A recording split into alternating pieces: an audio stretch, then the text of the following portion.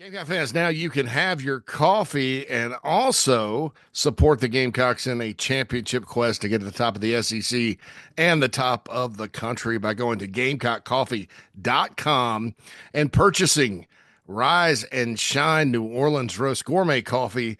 All of your purchases go to benefit Garnet Trust and put NIL dollars in the coffer of the Gamecocks official NIL collective. Check it out today and support the Gamecocks NIL. Good morning, Gamecock fans. JC Shurburtt here with coffee. Today is Tuesday, March the 4th, the year of our Lord 2025. Certainly appreciate all of you joining today. An eventful day in Gamecock land is upon us for a number of reasons.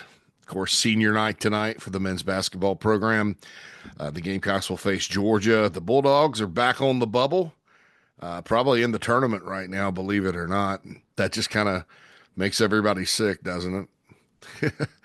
Looking back on this season, some of those very close losses to very good teams, just a handful, maybe even not even all of them go the Gamecocks' way. I think Carolina probably had more work to do because of the non-conference schedule and the loss to North Florida than maybe Georgia did.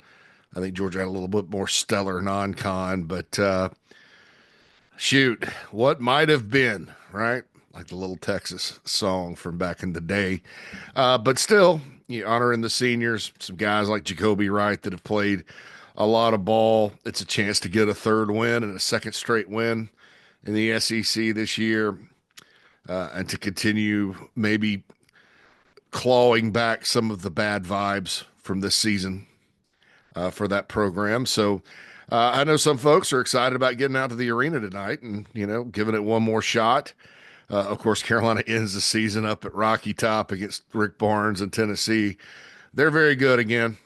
I think Rick Barnes has done a better coaching job almost at Tennessee as far as the consistency goes and all of that. And, kind of taking guys that aren't Kevin Durant, like they had at Texas, and really making something consistently good out of the Vols program. And they play the game a lot like Lamont Paris's teams should play the game, just as an aside there. I think a lot of Rick Barnes, but that's going to be tough is my point. It's going to be tough for the Gamecocks to escape the cellar because they lost at LSU. LSU sitting on 3 wins, even if they don't win another.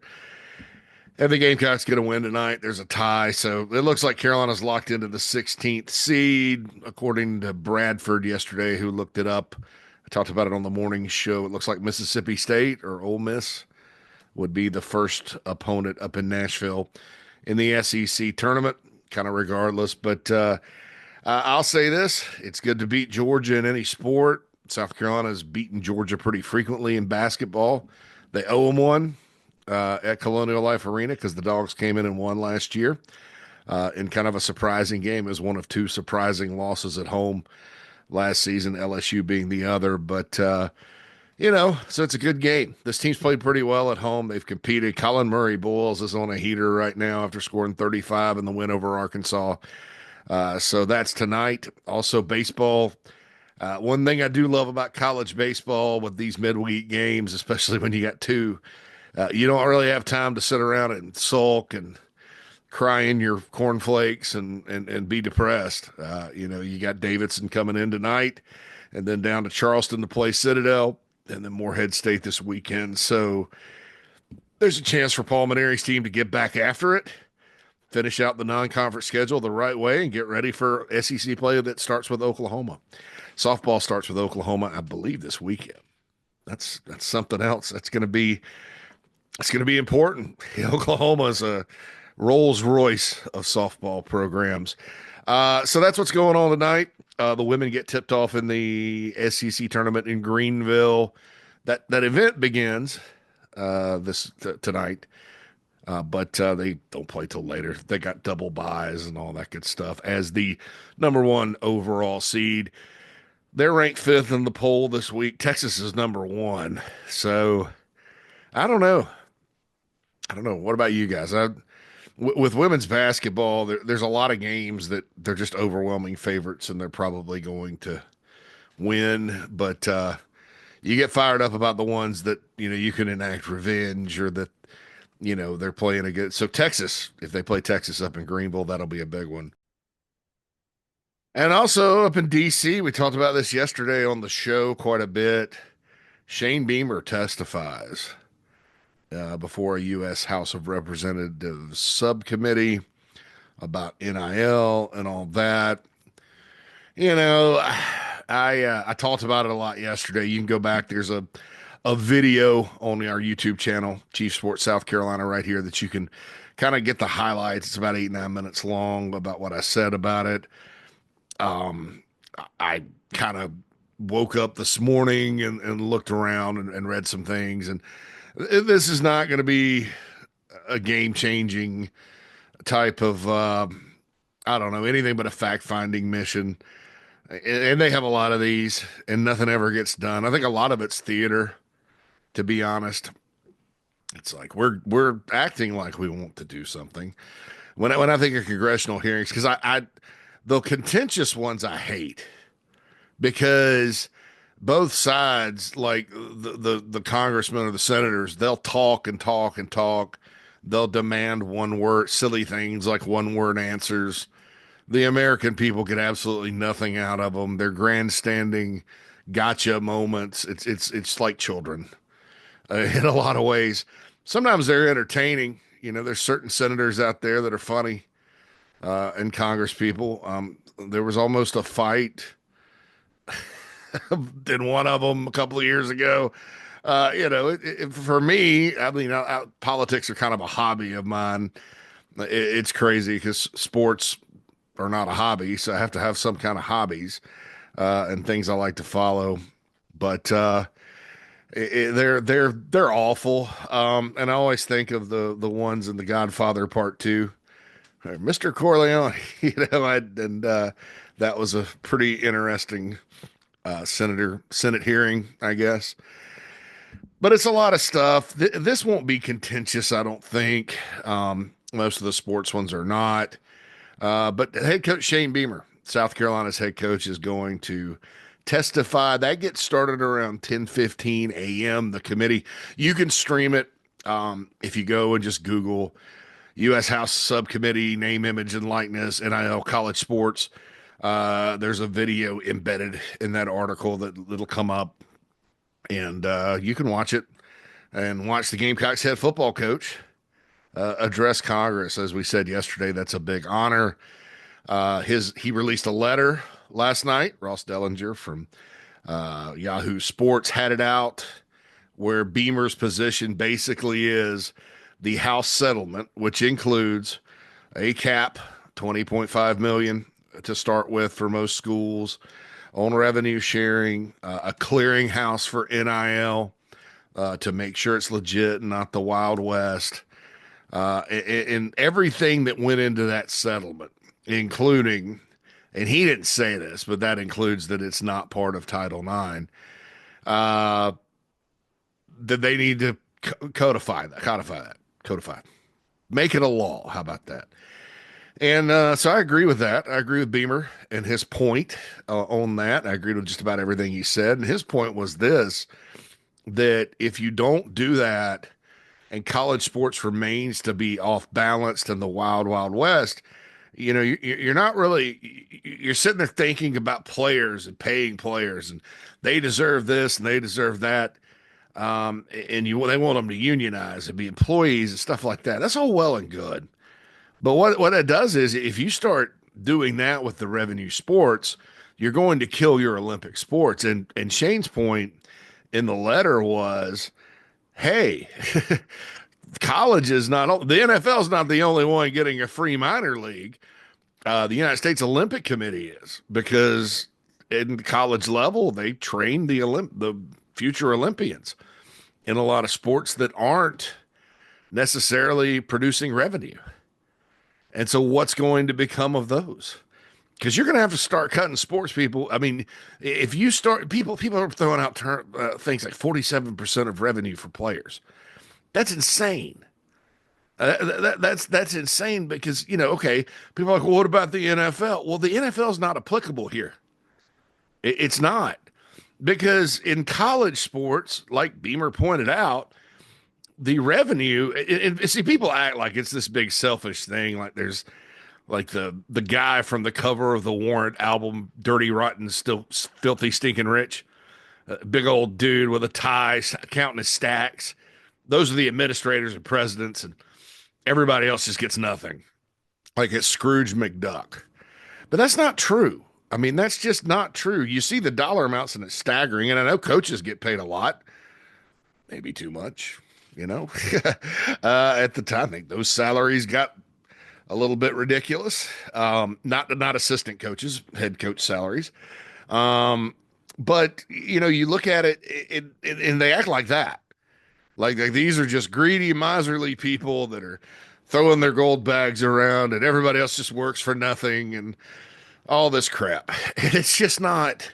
It's not accurate. The money outside of salaries for professionals doing their jobs, and we can debate that if they're making too much, right? We can debate that. That's a fair debate.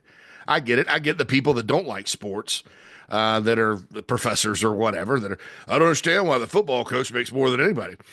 All right, you want to talk about that? I don't think you're being intellectually dishonest by, or you're out to lunch by saying that because it's under the umbrella of an educational institution and all that. I don't think it'll ever happen that the football coach is making less than the president, but hey, it is what it is. That's a fair debate. These things that act like college sports provide like no positivity or no positive value for players, and that it's all a bunch of exploitation or whatever are just dead wrong. I mean, it's not that extreme. Yes, I think players getting some money for and a piece of the pie is fine. But as I've said a lot, let's not act like these brands and what the college platform does for the players and how, only a few go pro, and Beamer pointed that out in his letter.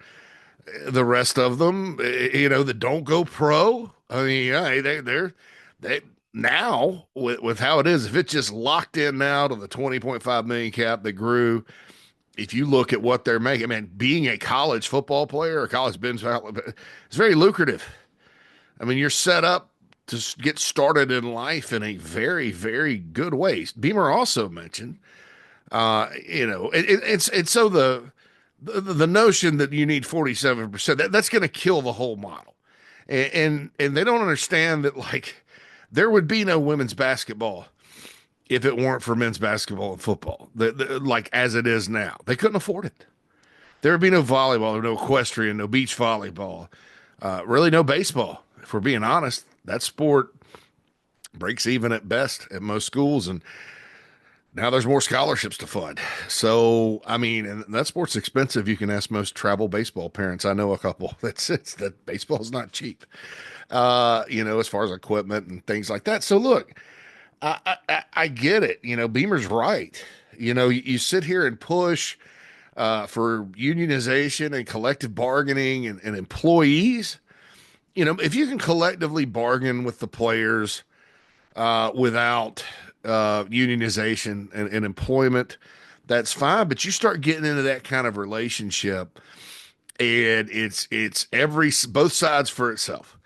And with unions, I'll say this: they're overwhelmingly positive. Like where my wife and I live, our neighborhood is a good middle class neighborhood in a nice suburb in Chicagoland.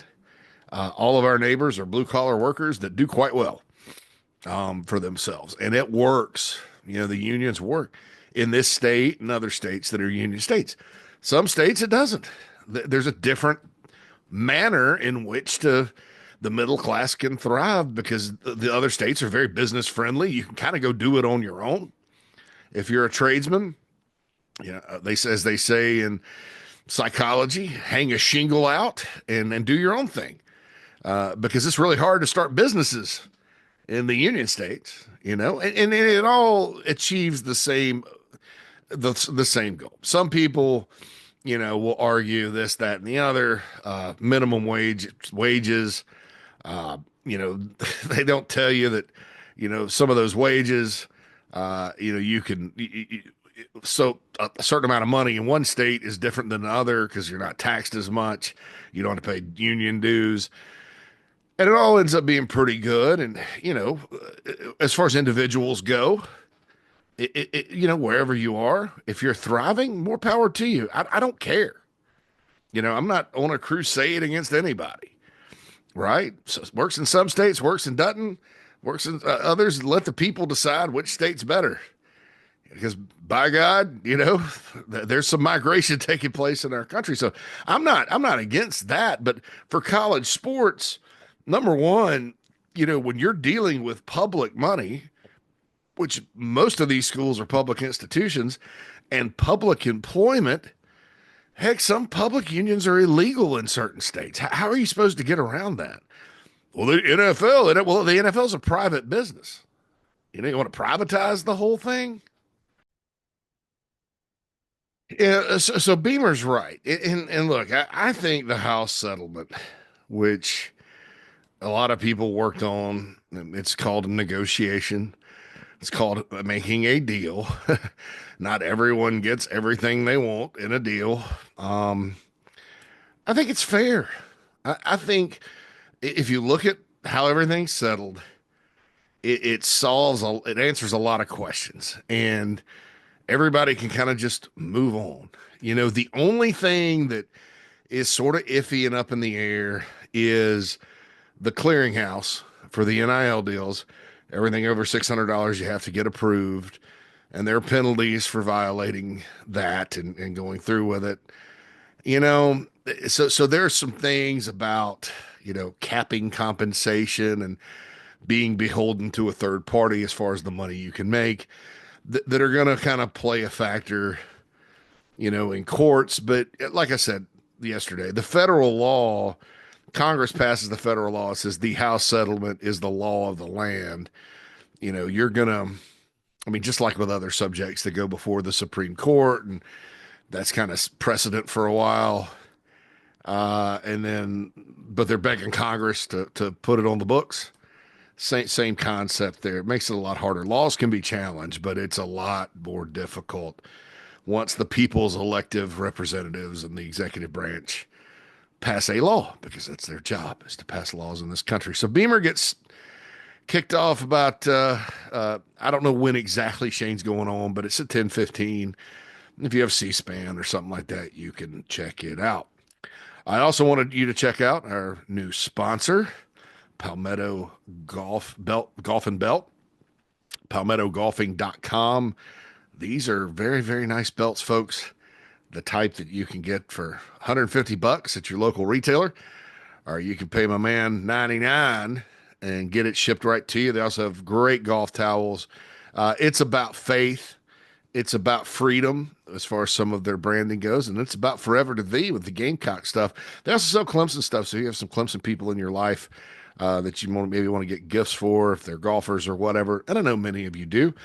You have stuff like that on there as well. That's palmettogolfing.com. Also, folks, look, man, we got to sell some coffee.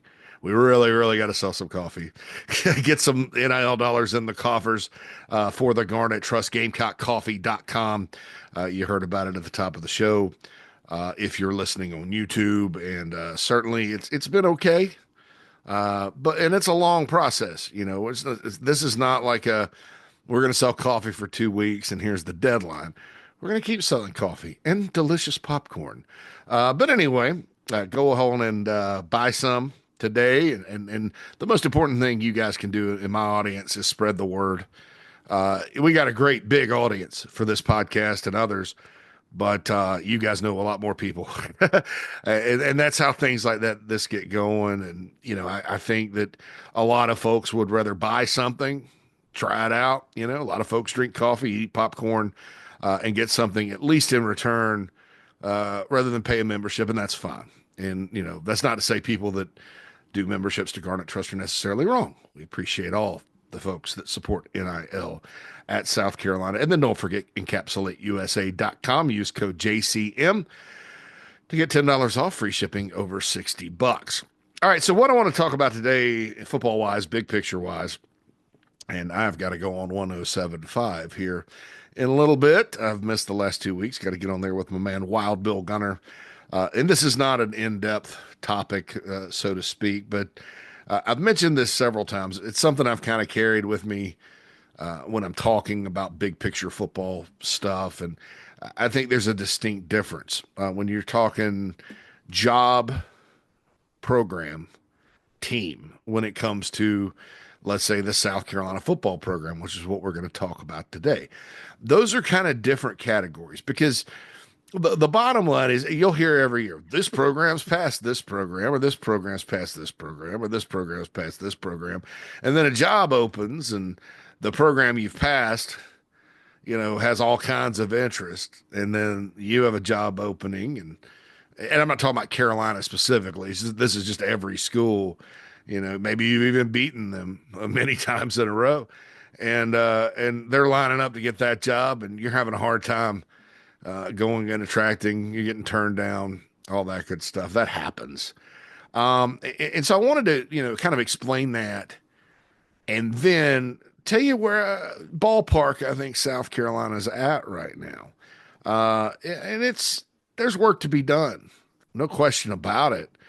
But I think things are good. I think things in general are good. I think things like what I just talked about, revenue share, it scares the hell out of everybody.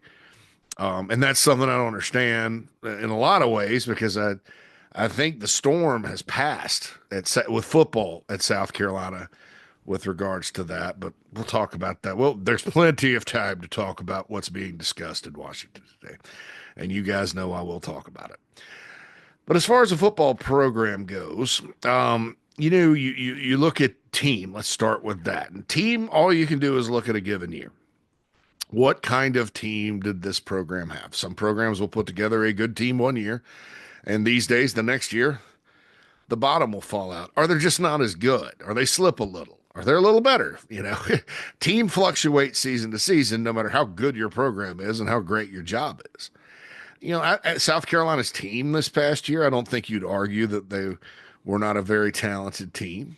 I think they were a talented team. I think there's probably more talent on that team overall. When we look back on it, it may be one of the most talented teams in history, meaning more NFL players than ever, just to be honest. I mean, we look back on some of those Spurrier defenses in the early 2010s, and we didn't know it at the time how many NFL starters would be on the back end and on the edge of those defenses, but and how many great players there would be, but I think we may look back on the 2024 Gamecocks and go, wow, they had all those guys.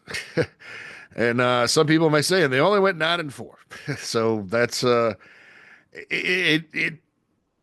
yeah, that was tough. I did think, though, when you look at it compared to some other teams, I mean, I did a comparison of the 2017 team that finished 9-4, and there was no comparison. I mean, you're talking about early season losses. We know what happened against LSU.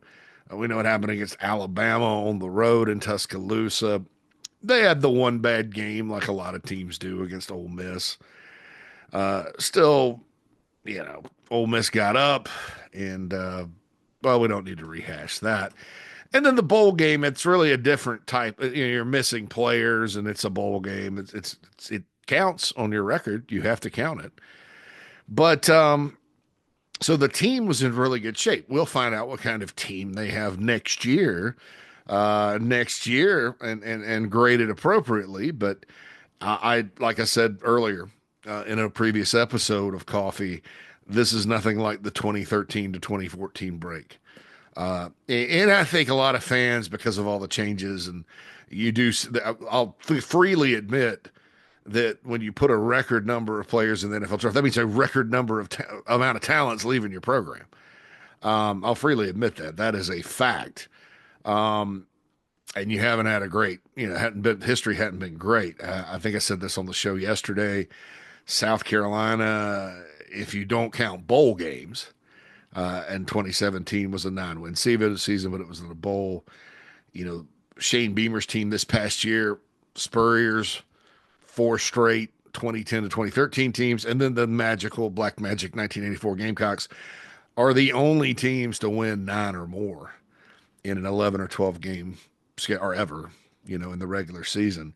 So it was a really good season record wise too. They were in the playoff hunt in the very first year of the 12 team playoff. That's where you want to be. When they announced the 12 team playoff, it was Beamer's first year. I got a text from a person on the staff that said this is going to be huge for Carolina because, it's hard to get to a 14 playoff when you got to go through the league and then win the championship and all that. That's tough. It's tough for everybody. And it was tough for everybody for a while when there's Alabama sitting up there. Getting one of the 4 bids, perhaps finishing in the top 6 for, play-in situation. Heck, bring it. The Gamecocks have done that several times before. Even in 2022, they finished tied for 5th. If the standings were overall that year, there was no Texas or Oklahoma, but they were tied for 5th of the 2 Mississippis. I don't know if they didn't play either Mississippi that year, so I don't know how that tiebreaker would have worked as far as who got into the play-in or whatever. But if they end up going down that road, that's great. So team in 2024, I think one of the better ones in program history. I think when you look at the roster for 2025, my opinion is they'll be back and be pretty good. They have to fill holes. There's a lot of questions right now here on March 4th that we'll get answers to. There's another portal period. But my gut feeling is Carolina's going to be pretty good. I can't guarantee any kind of record or outcome. I don't really like to make record predictions. I do think that the 5.5 over-under win total is a good deal if you bet the over for Carolina. But that happens every single year. So I think it was 4.5 last year. So I think, and then some have it at 7.5. So I don't know if that was a mistake. Bet US, whoever, I got the same email that Brad Crawford did when he put that out on X, but they've taken it off the board apparently. So who knows? Who knows what that number really is? But if it is 5.5, I expect them to do that. That's all I can say about the team. So team had one of their best teams. Program. Now program, that includes things like facilities, resources, culture, ability to attract talent, ability to land talent, ability to develop talent, coaching staff, success, wins, atmosphere, all those things. What is the state of Gamecock football right now? Not just from what happened last year, but over the course of the 4 years under Beamer. And it's been pretty good. There's clear progress that's been made. Everything from top 10 wins to turning around the Clemson series to beating Texas A&M finally, not once but twice, to turning around Kentucky to finally beating Missouri, to going from Spencer Rattler to Lenore Sellers at quarterback for putting all the guys in the NFL draft they did, going all the way back to with that team. And you start thinking about the progress and you kind of go back and look at who was on the 2021 roster in the 2 deep, and nothing against those players, certainly, but it's come a long way. I mean, we're sitting here, all of us, we're like irrationally concerned about second team linebacker next year.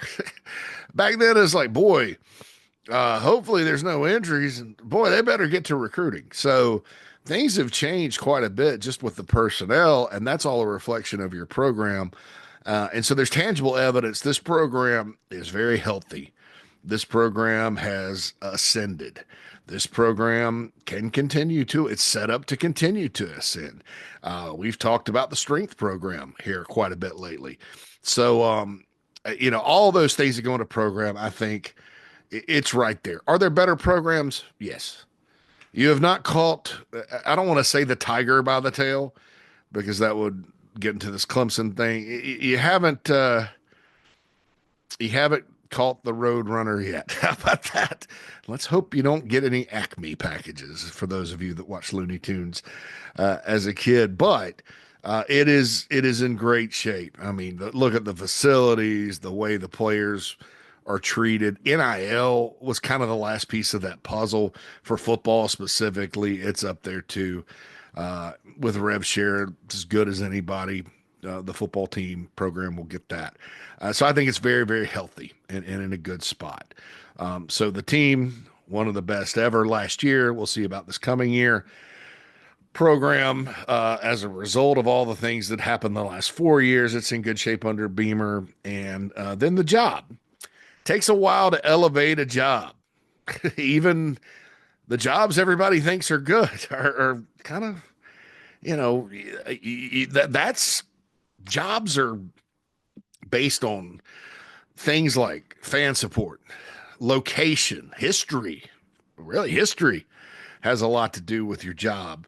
Money, resources, facilities, all the things that feed into having a good program also feed into the job thing, but it's a little bit harder to change hearts and minds on that. And I know South Carolina's had some good hires through the years: Steve Spurrier, Lou Holtz, Paul Dietzel, Jim Carlin. It's always been an attractive football job, but there's still some stigma. Coaches, it takes a long time. Some of this outrage about NIL and all that from some of these coaches, and Matt Rule thinking that people are scouting his spring game, which again, I say, let them do it. I've never heard of anybody worth a flip looking at spring game tape and going, we got to have that guy. Let's go give him a truckload of money and get him to get in the portal.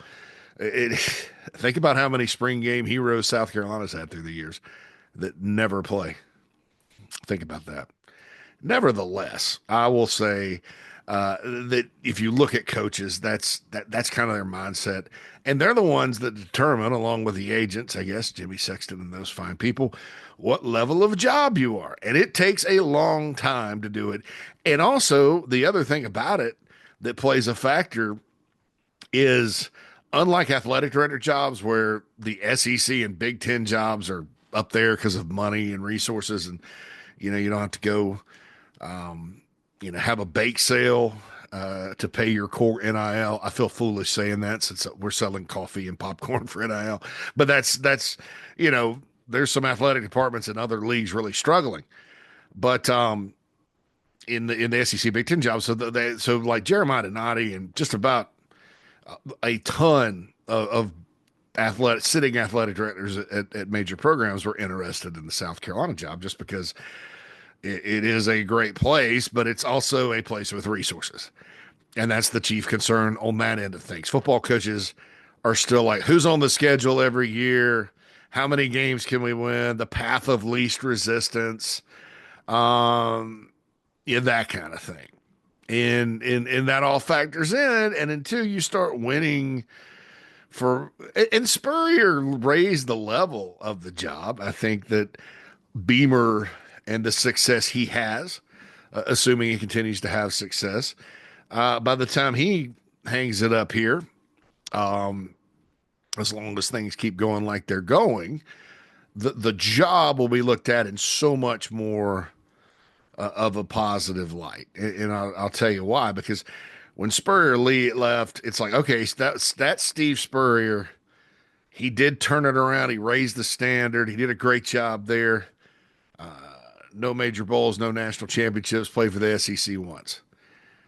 Wow. And that's Steve Spurrier. How am I supposed to go in here and compete with these? Everybody's talking Florida, Tennessee, Georgia, blah, blah, blah, blah, blah, blah, Alabama. And so, yeah, you're like, well, where does South Carolina fit in? Because one of the greatest to ever do it, he's the only guy that's ever won there. Even Lou Holtz had a losing record, although that's kind of skewed by the 0-11. Lou was 33-26 after that. So it's tough. But Beamer, whose record is the same through 51 games as Coach Spurrier's, and he's had more top 10 wins, more draft picks, which the draft picks are still huge when you're talking about things like this. If he keeps winning, then that's out the door. Then you're like, well, more than Steve Spurrier has won there. It's one of the most intimidating home environments of college football. The state's growing. It produces a lot of talent. You're near Atlanta. All the things I talked about with geography that used to be, oh my God, you're right there boxed in by Clemson and Georgia. And oh my God, Mac Brown's at North Carolina now. Oh, mercy me. All that stuff. That's flipping totally. But it takes a long time for jobs. So the job is still, I think, middle of the pack in the SEC with Texas and Oklahoma coming in. Their jobs are going to be ranked a lot higher. So I think it's getting there. But with the job, and hopefully you don't have to worry about a job opening in football for a while. But with the job, it's going to take some time. It's like recruiting. You don't just start. You don't waltz into a program that's not one of the historically successful ones, and even ones that hadn't won in a long time. Like when Heupel took over at Tennessee, he wasn't landing all these 5 stars, was he? No. Now they're back to recruiting pretty well. So, it takes a while, just like in recruiting, to get the job thing up. But team, really good last year. See about next year. Program, healthier than it's ever been. And then the job is getting there. I think it's important. People talk about why are Ohio State and LSU such good jobs? Well, look at it. Since 2000, they're the only schools where like more than one coach has won a national title. I think. Did somebody tell me I was wrong about that? No. I think that's definitely right. Urban and Jim Tressel won it. Oh, three coaches. Ryan Day, Urban Meyer, Jim Tressel at Ohio State, and Les Miles, Ed Orgeron, and Nick Saban at LSU. So, that's why those are great jobs, because other people can win there. And I think that's important because a lot of programs through the years have had like one guy come in and win. And then they're just kind of like, we'll never recapture the magic. So, all right, this has been Coffee with JC Shurburtt. We got the morning show coming up where we'll hopefully have some of what Beamer talked about today from that hearing. I think it will be ongoing during that time. JB will be along. I think John Strickland's in today. I'm sorry, the morning show with Jamie will be on. I think Strickland's in, then me and Phil will follow with some of the stuff from Washington. Don't forget the sports tonight. And this has been JC Shurburtt signing off. Holla at you soon.